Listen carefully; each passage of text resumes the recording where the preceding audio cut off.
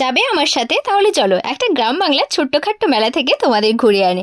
আজকে গেছিলাম আমি একটা মেদিনীপুরের মেলাতে। তোমরা তো সব সময় এটা জানো যে মেলা আমার সব থেকে বেস্ট লাগে।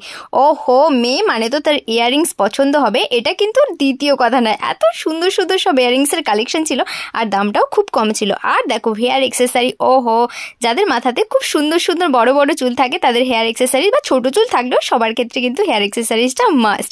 আর আমার বোন কিন্তু হেয়ার এক্সেসারিজ দেখলে পুরো মাথা খারাপ হয়ে যায়, ও কোনটা নেবে আর কোনটা নেবে না সেটা নিয়ে ব্যস্ত হয়ে পড়ে। তারপরে আমরা একটুখানি চলে গেছিলাম কাঁচের গ্লাসের দোকানে। আমরা প্রথমে ভাবছিলাম কিছু নেব না, তারপরে দিয়ে ফুলের দোকানে চলে গেছিলাম। ওহো, জাস্ট দেখো ফুলগুলো এত সুন্দর ছিল।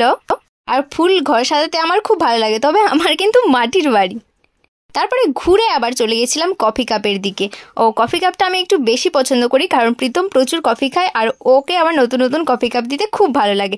আর ওই মেলাতে কফি কাপের এত সুন্দর সুন্দর সব কালেকশন ছিল। তারপরে আমরা চলে গেছিলাম একটু জুতো দোকানের দিকে। 100, 200, 250, 300 সব ধরনের কিন্তু জুতোর কালেকশন মেলাটাতে ছিল। আর সবগুলো খুবই সুন্দর সুন্দর স্টাইলিস্ট জুতো ছিল। মেলা যাবো অথচ জিনিস দেখবো কিনবো না, সেটা কিন্তু কখনো হয় না। আমি তো খুব জিনিস কিনতে খুবই ভালোবাসি। আর আমি পরে গেছিলাম একটা সাদা টাইপের জ্যাকেটটা খুব সুন্দর ছিল, অনলাইন থেকে শপিং করেছিলাম।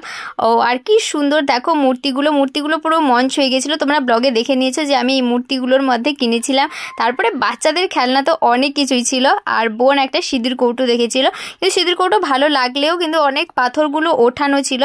আমি, বোন আর বোনের হাজব্যান্ড, আমরা 3 জনে মিলে মেলা গেছিলাম। আমি বোনের বাড়িতেই গেছিলাম মেলা দেখতে। আর ব্লগটা তোমাদের কেমন লাগলো? যদি ভালো লেগে থাকে দেন লাইক, শেয়ার, সাবস্ক্রাইব।